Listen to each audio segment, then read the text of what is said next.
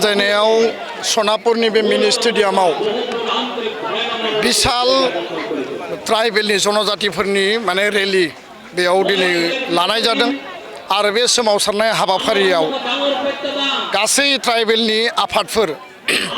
फरायसा आरो जातीय आफाद आरो लोगोसेनो जोंनि ट्राइबेल साहित्य सभानि दैदेनगिरि बिबानगिरि बयबो बाहागो लादों। प्राय 1 लाखनिबो बारा बेयाव आसामनि गोबां 6 शिड्युल अट'नमास काउन्सिल आरो गुबुन गुबुन ओनसोलनिफ्राय ट्राइबेल माहारिनि गुबुन गुबुन सुबुंफोरा फैनानै बाहागो लाफैदों। दुलाराय ट्राइबेल माहारिया थोंजोङै जोङो मोनद' हारिनो एसटि होनायखौ अपोज खालायो आरो 2019आव जाय बिलखौ राज्य सभायाव गेना खान्थिनि गेजेरजों RCIआव रिकमेन्डेसन लानानै नेशनेल कमिसन फर शिड्युल ट्राइबआव रिकमेन्डेसन लानानै बेयाव बिलखौ टेबोल खालामनाय जादोंमोन बेखौ उइथड्र खालामनांगौ बेनिखाय जोङो दाबि दैखांदों। मोनद' हारिया गासै बिथिंजों जौगानाय मोनद' हारिनि सुबुं अनजिमाया गोबां आरो मोनद' हारिखौ गोदानै ट्राइबेल खालायोबा थाखानाय 45 लाख 14टा जि ट्राइबेल माहारिफोर दङ बिथांमोननि राजनैतिक संविधानिक आरो लोगोसेनो जोंनि पन्सायतनिफ्राय VCDCनिफ्राय जेराव 6 शिड्युल दङ गाव सभानिफ्राय लानानै 3rd ग्रेड 4th ग्रेडनिफ्राय लानानै MCLA आरो जेनेरेल मेम्बारनिफ्राय लानानै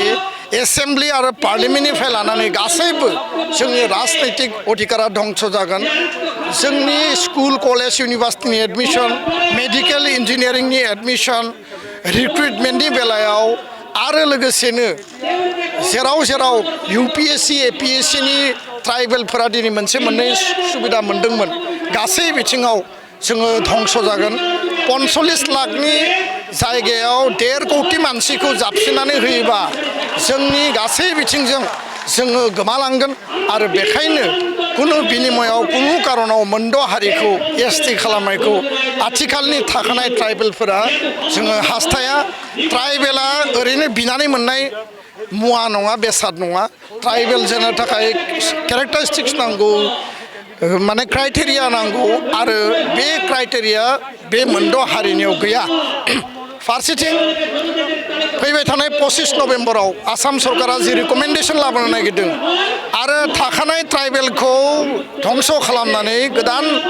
मोनद' हारिखौ ट्राइबेल थिसननायनि थाखाय भारत सरकारनो जि रिकमेन्डेसन होनो नागिरदों आसाम बिधान सभायाव बेखौ बन्द खालामनांगौ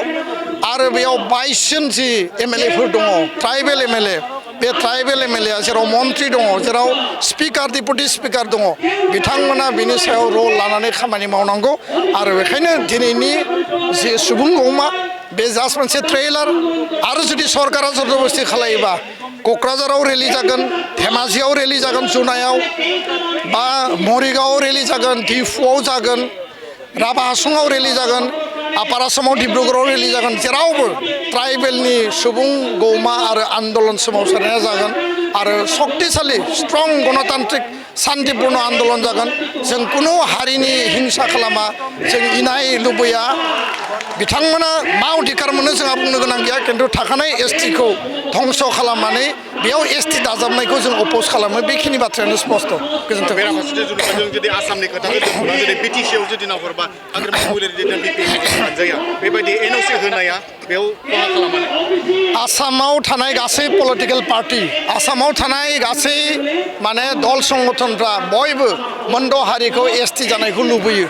आरो दिनै नाय साहा सानजा आसामाव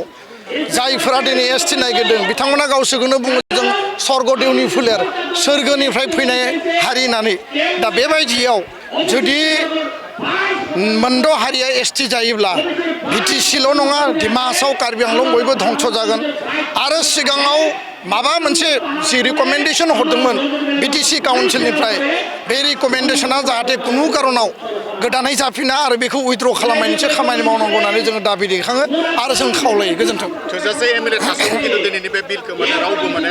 दोनथ'नांगौ होननानै दाबि खालामाखै बे बेलायाव। रुलिंनिबो MLA दङ अपोजिसननिबो MLA दङ आल्टिमेटलि 25 नभेम्बराव नुगोन बिधान सभानि फ्ल'राव 126 जन MLA नि गेजेराव सोर मा बबे पार्टिया माबायदि रल लायो जों बेखौ बेयाव नुगोन। गणतान्त्रिक आन्दलन जागोन आइननि सुप्रिम कर्टआव केस खालामनांगौबा खालामगोन बेनि सिगां गणतान्त्रिक आन्दलननि गेजेरजों आसाम सरकार भारत सरकारखौ थाखानाय एक्जिस्टिं ट्राइबेला गावनि शक्तिखौ दिन्थिगोन आरो ट्राइबेलखौ लानानै पलिटिक्स खालामनाङा आरो ट्राइबेलखौ लानानै पलिटिक्स जाय खालामगोन बियो मोनसे समाव ट्राइबेलनियावनो आथिं हमफिननांगोन बे बाथ्राखौ आं दिनै स्पष्ट बुंनो गोजोनदों